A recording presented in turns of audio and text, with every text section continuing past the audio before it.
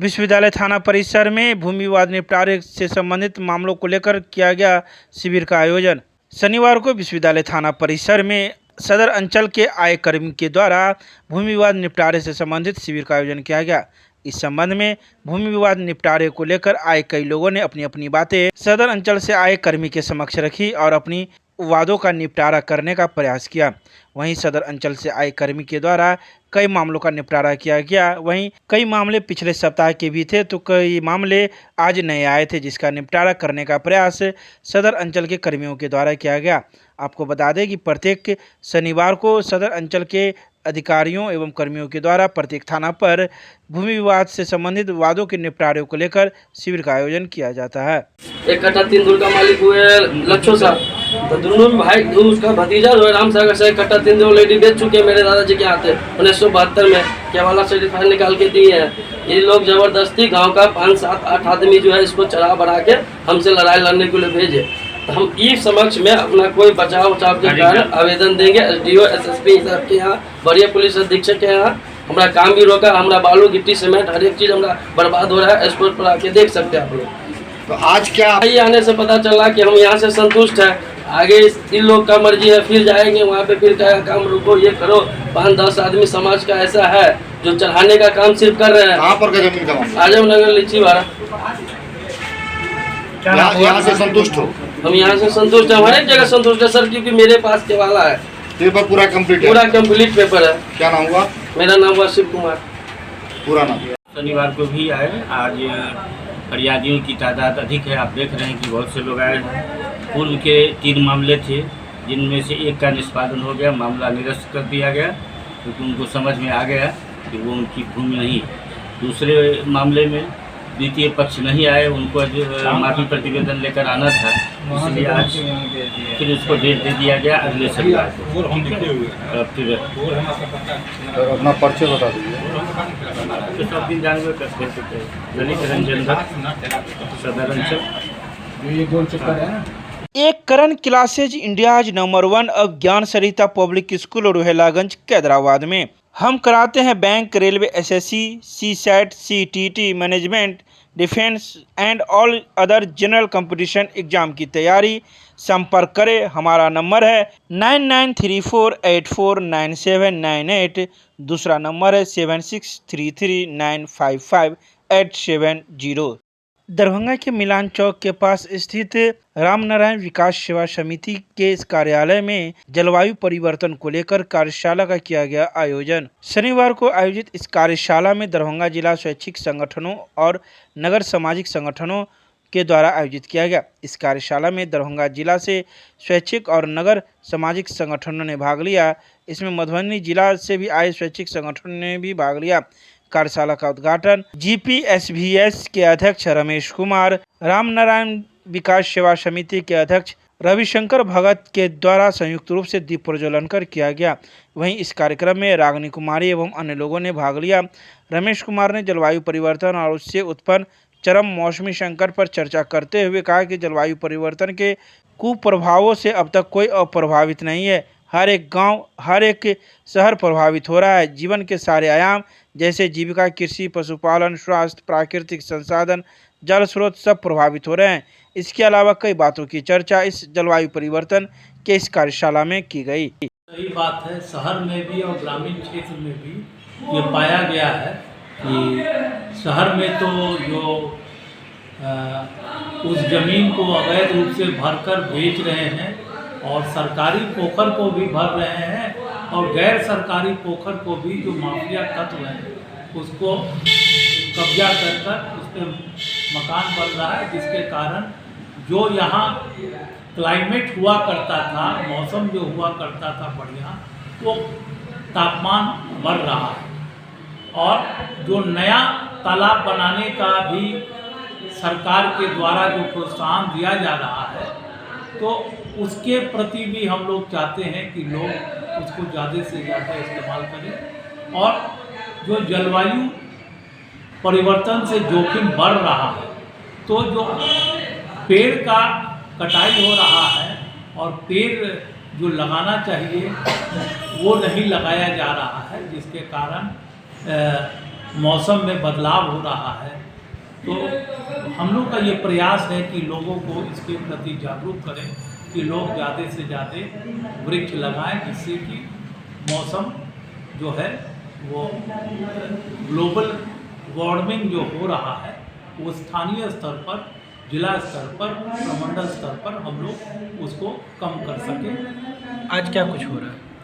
आज उसी विषय पे हम लोग बात कर रहे हैं और हर प्रखंड से जो लोग आए हैं, जो NGOs है, स्वैच्छिक संगठन के लोग हैं, उनसे हम लोग उनकी राय ले रहे हैं। जो पुराना तरीका था स्वास्थ्य पर, और जो लोग बाढ़ से, सुखाड़ से अपने आप को बचाते थे, उसमें कैसे वो जो खतरा बढ़ रहा है उसको कम किया जाए, उसके प्रति हम लोग आपस में नॉलेज को शेयर करके, और जो देश दुनिया में स्टडीज हो रहा है उसको उनके साथ शेयर कर रहे हैं, और लोकल लेवल पे भी जो उनका नॉलेज है उसको हम लोग अपने स्टडीज़ में लाएंगे, और उसको फिर गवर्नमेंट को भी हम लोग सबमिट करेंगे। नाम बताइए। रविशंकर भगत, राम नारायण विकास सेवा समिति।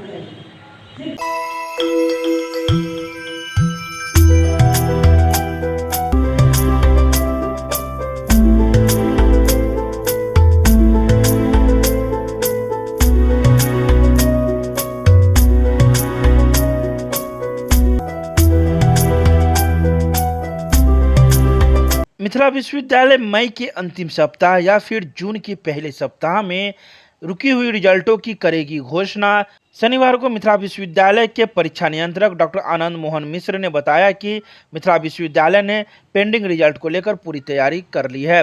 मई के अंतिम सप्ताह या फिर जून की पहली सप्ताह में सभी रुकी हुई रिजल्टों को प्रकाशित कर देगी, ताकि छात्रों को जो परेशानी हो रही है उसे दूर किया जा सके।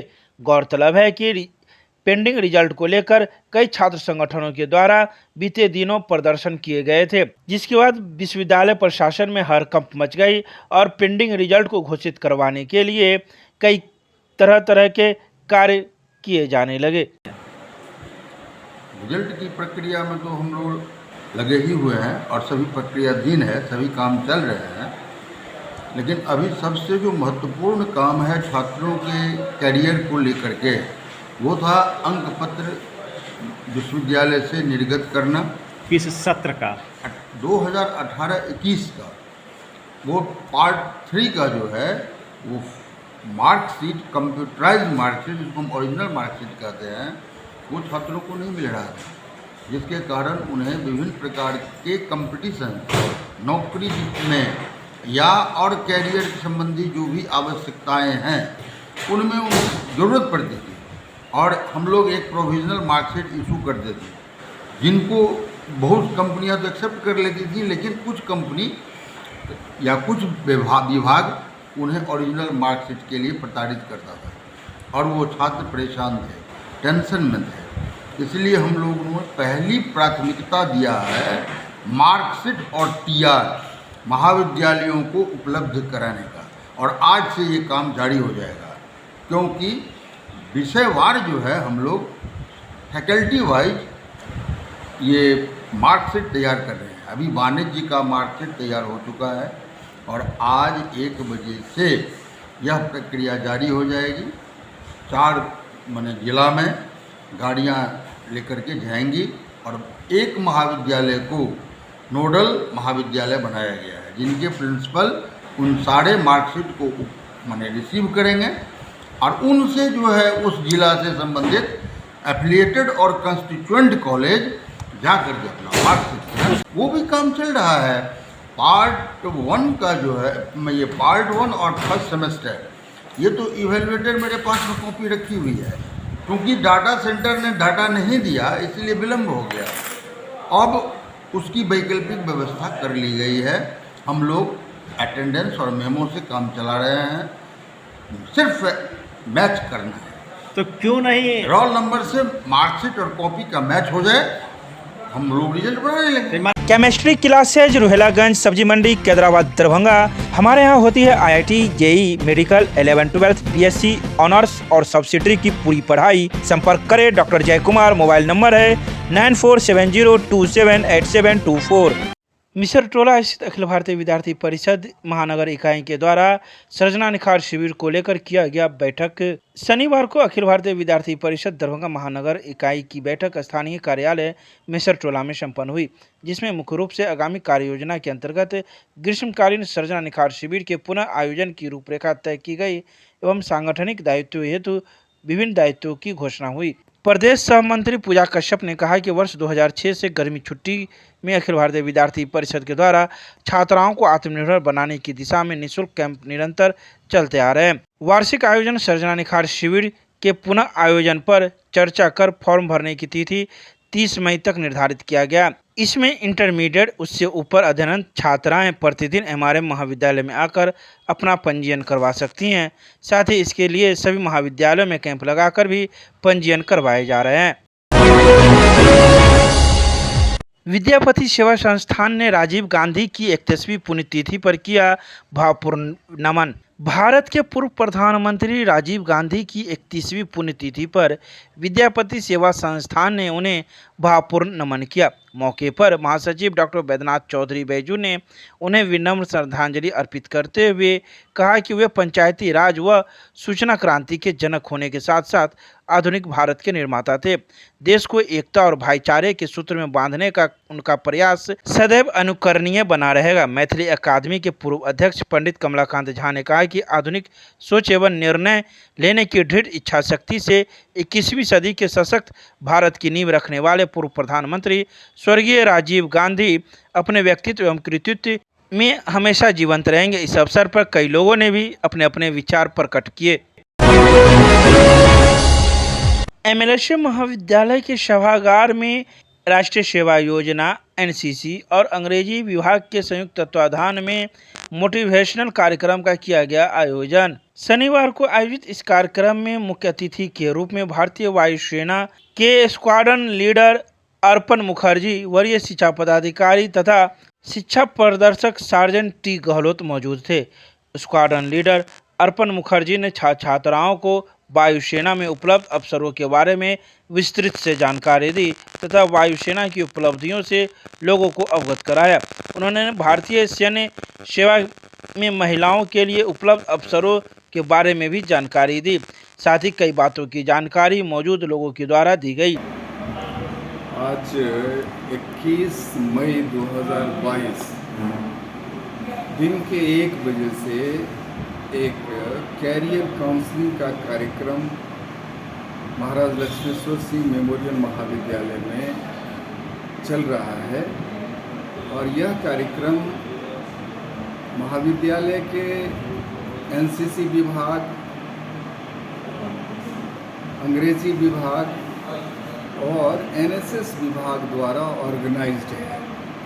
इसमें विशेष रूप से इंडियन एयरफोर्स दरभंगा यहाँ से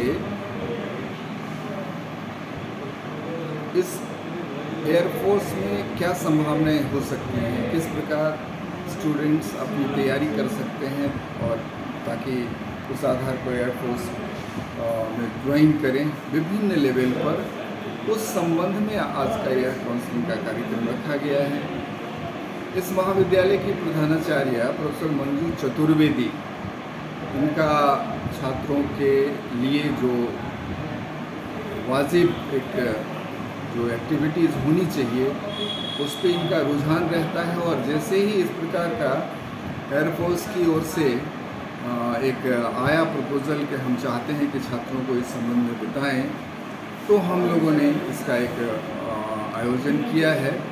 आज के इस काउंसलिंग कार्यक्रम में एयरफोर्स के अलावे भी और भी दूसरे क्षेत्रों में किस प्रकार उनकी संभावना बनती है, किस प्रकार की उनकी तैयारी करनी चाहिए, क्या क्या उसमें सावधानियां रखनी हैं।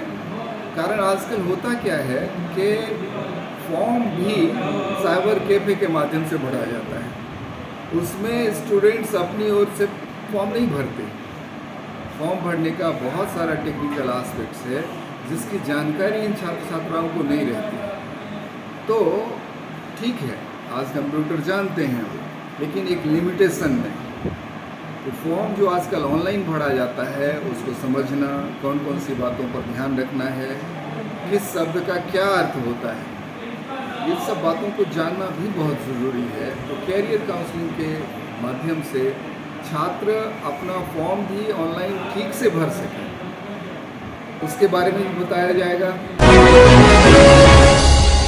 मिथिला विश्वविद्यालय में पारा स्नातक प्रथम खंड 2021-23 के छात्र छात्राओं हेतु AECC 1 के वर्गों का संचालन किया गया प्रारंभ। शनिवार को रसायन शास्त्र विभाग के लेक्चर थिएटर में प्रतिकुलपति प्रोफेसर डॉली सिन्हा की अध्यक्षता में AECC 1 के केंद्रीकृत कार्यक्रम का शुभारंभ किया गया है। इस अवसर पर AECC के व्याख्यान श्रृंखला का प्रथम व्याख्यान व्याख्याता के रूप में पूर्व सामाजिक विज्ञान के संकाय अध्यक्ष पूर्व समाजशास्त्र विभाग के विभागाध्यक्ष प्रोफेसर गोपी रमन प्रसाद सिंह ने अपने विचार व्यक्त किए। इस अवसर पर एक पुस्तक का भी विमोचन किया गया। इस मौके पर कई छात्राएं एवं विभाग के कई शिक्षक शिक्षिकाएं मौजूद थे।